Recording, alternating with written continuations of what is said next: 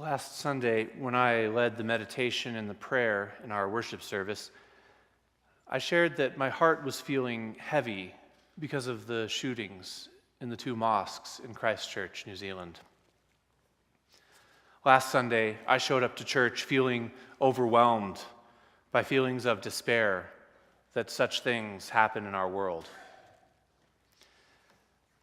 I felt temporarily defeated that peace and justice and love require so much work, continuous, ongoing work that only yields incremental change.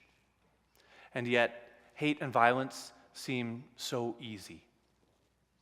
That all of that hard, collaborative work for peace and justice and love can in an instant be shattered by one hate-filled act of violence. It just doesn't seem fair.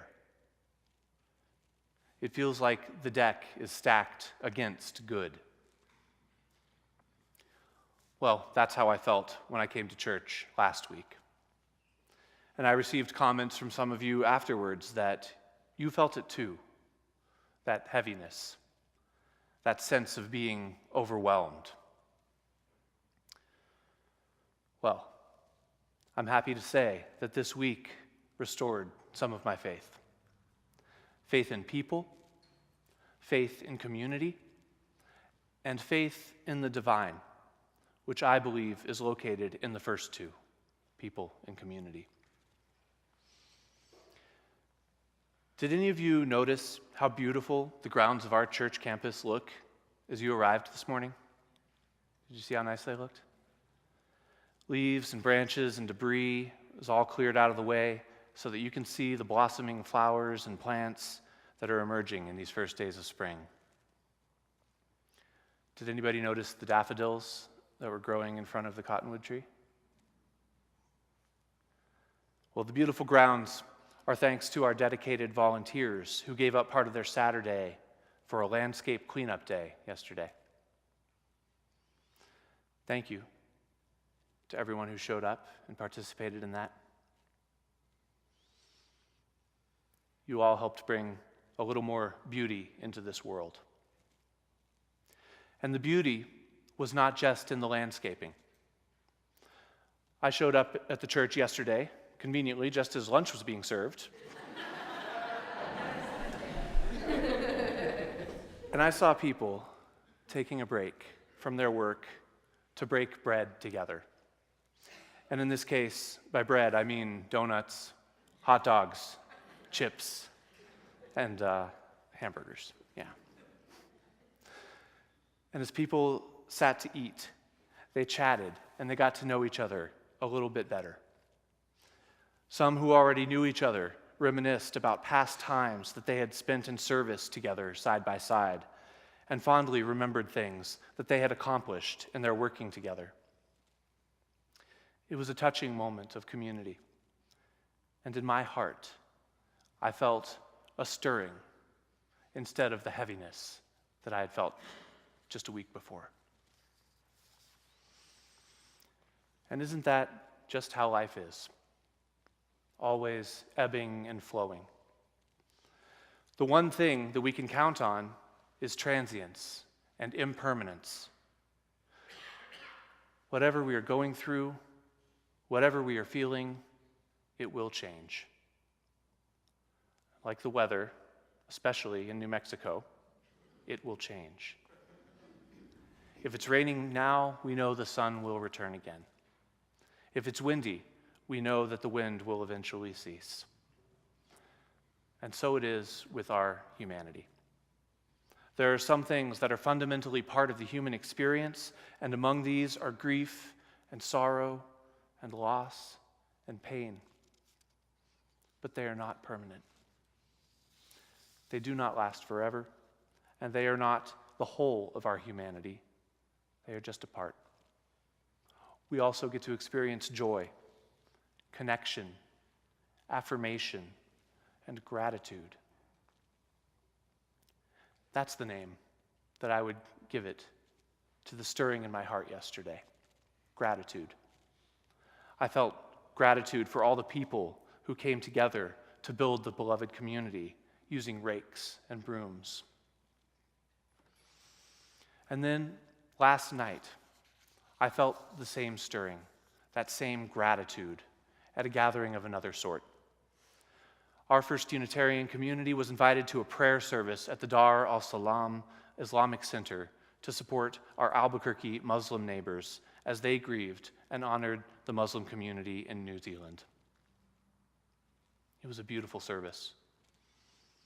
Governor Michelle Lujan Grisham, Mayor Tim Keller, Congresswoman Deb Haaland, and City Councilor Diane Gibson were all there to offer their condolences and support, as well as clergy and members from Protestant and Catholic churches, Jewish congregations, other Islamic communities in the Albuquerque area, and us, Unitarian Universalists. Many people came up to the microphone, each in turn offering prayers and words of support. The theologies of the many people in that room were vastly different. But these various theologies, these beliefs that were held as truth by the individuals who believe them, were not nearly as important in that shared space as the sentiments of peace, justice, and love, and gratitude. Again, that gratitude arriving as a stirring in the heart. This sermon, the sermon today, is called Higher Than Truth, because as important as truth is, there are higher virtues worth cultivating in our togetherness. Virtues that were present in that room last night at the Islamic Center: peace, justice, and love. Well, I realize that I've arrived prematurely at the end of my sermon. That's the ending. That's the big takeaway right there. That we should make the goal of our human interactions peace, justice, and love, but most especially love. And we should take away from this sermon that truth is good and important, but it should be used as a way of getting to these other, more important virtues rather than itself being an end goal. We might do better to think about truth as a vehicle rather than a destination. But I've jumped ahead and arrived at the conclusion without really talking about the role of truth in all of this. And so let me back up just a little bit and say a little bit more about truth, because it turns out it's pretty important to us Unitarian Universalists. How many of you thought you were about to walk out the door early today, huh? Yeah, not so fast. Okay.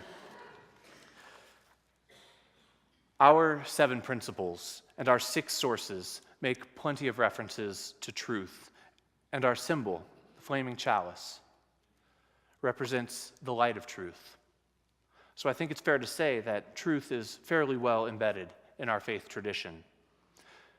Now, before we continue, I think it's important to recognize that there are different kinds of truth. The first kind of truth refers to an accuracy in our statements. This is the kind of truth that is the opposite of lies, or things that we know to be factually inaccurate. Now, with this kind of truth, there has to be some room for subjective understanding. When 2 or more people observe or participate in a shared moment or encounter, the way each of them perceives that encounter may vary. It almost certainly will. The details one person remembers of an incident may be different from what stands out to another person who saw that very same incident. So when we talk about factual accuracy, people may have different accounts of what took place, but still be factually accurate in that they are telling the truth about what they encountered. The factual accuracy of some things can be tested. The scientific method, in fact, consists of taking something we think might be true, a hypothesis, and testing it repeatedly to see if that hypothesis holds true every time it's tested. So this is experimentation. And for something to be considered a fact, it has to be able to be tested repeatedly and produce the same outcome every time. We know a lot about our world by using the scientific method, and more is being discovered every day. But there are limits to what we can know using this method. There are some truths about the universe and our very existence, truths about meaning and about purpose that just cannot be tested and proven. And this is the kind of truth that I'm interested in exploring with you today, because it's in this realm of truth, the untestable, unprovable realm of meaning and purpose, where our theological and spiritual truths tend to reside.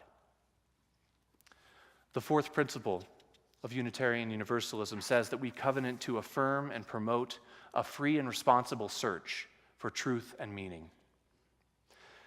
This is the part of our faith tradition that encourages us to search for truth, even and especially in this unprovable realm of meaning and purpose. This principle recognizes how important it is for each of us to explore our own personal theology. Unitarian Universalist congregations are composed of people across a wide theological spectrum, and our congregation is no different. We have atheists who believe no such thing as God or gods exist.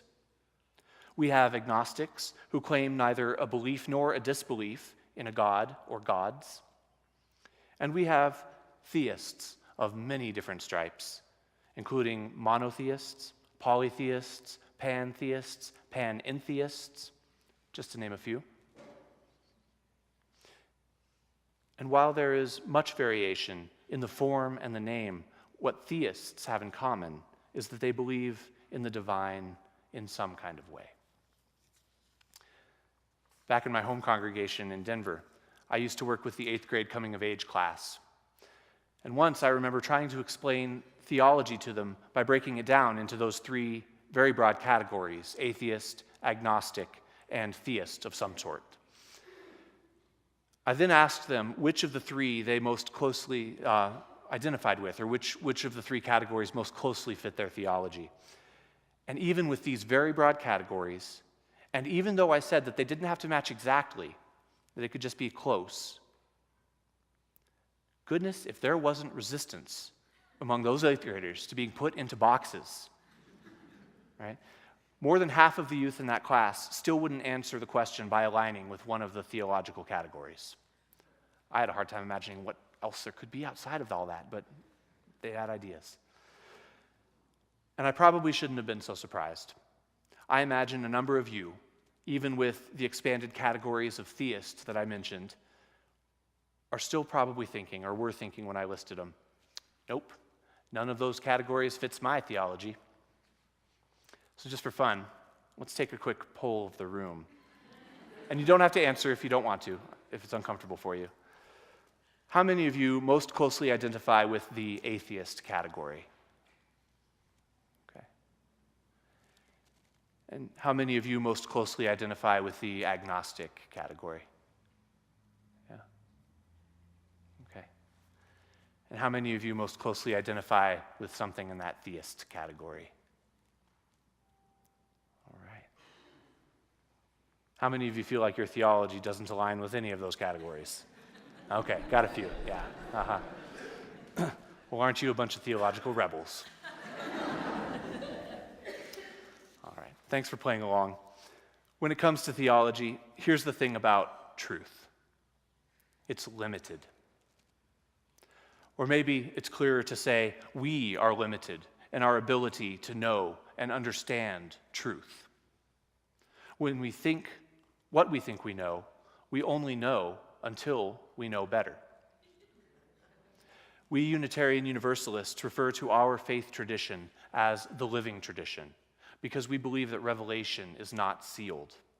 This just means that humans didn't stop receiving truth once sacred texts were passed down from God as a final, unchanging word that expresses the ultimate reality of the universe forever and ever. Amen. Instead, it means that we believe that we are always learning more about ourselves and our universe, and that truth about such big and important matters is constantly and forever available for us to find. It would be a mistake and an arrogant one at that, to think that we might ever know the entire truth about all existence, or that with our limited brains, we might be able to fully comprehend the absolute nature of the universe. I understand how, for some people, the idea of uncertainty, of not knowing, can feel daunting and scary. So this idea that there's always something unknown might be a scary thought for some people. But personally, I found it freeing to embrace mystery. Growing up as a Christian, I was taught that I had to get the answers right about God, or I wouldn't get to go to heaven. And scary as it was, I eventually strayed from that belief and found something else to be true instead. And that is the first source of our living tradition, which is direct experience of the transcending mystery and wonder affirmed in all cultures, which moves us to a renewal of the spirit and an openness to the forces which create and uphold life. When I discovered Unitarian Universalism as a young adult, this affirmation that I could find truth in the mystery, in my own direct experience with that mystery, that revelation entirely shifted my theology. Coming to the realization that there was more truth out there than I would ever be able to know meant that I couldn't possibly be expected to know it. And so I gave myself permission not to have to find all the answers. In this realm of theology and meaning and purpose, it's okay to find truth, but it's important to hold that truth lightly. Just as science is constantly innovating and revealing new truths that replace our best understandings with better ones, we should be doing this with our theologies.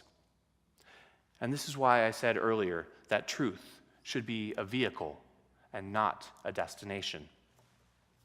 If we treat truth as a destination, as something ultimate and final to be found and proven, and that demands us to convince others to believe it as well, then I think that we have in fact missed a very important truth, that it is better to be in right relationship than it is to be right. When it comes to our theologies, our deeply personal, built from our direct experience with the great transcending mystery theologies, the question is, how do our truths cause us to show up in the world? How do our truths impact our relationships with others? Back in that room yesterday, in that Islamic holy space, filled with people of many faiths, I felt the presence of those things that are higher than truth. I felt them in the room. I felt the presence of peace and justice and especially love. In that moment, it wasn't important for anyone there to convince anyone else to believe in a particular truth. We weren't there to convince each other of a truth because truth wasn't the destination. As people of faith, it was the vehicle that brought us together in that moment when the healing power of relationships and community was needed, not a perfect articulation of the truth. It was powerful to be in the presence of peace and justice and love. And for me, I believe that was the presence of the divine. And it restored my faith that had been broken just a week earlier. And so, I ask all of you, my fellow theologians, as this service ends, really this time, and you go about your day, I ask you to consider two questions. What do you know to be true? And then, How does that truth show up in you? And as you think on these things, may these words by Jason Mraz be your mantra. There's only one answer that matters. Even if your heart has been shattered, whatever you want, whatever you are after, love is still the answer. May it be so.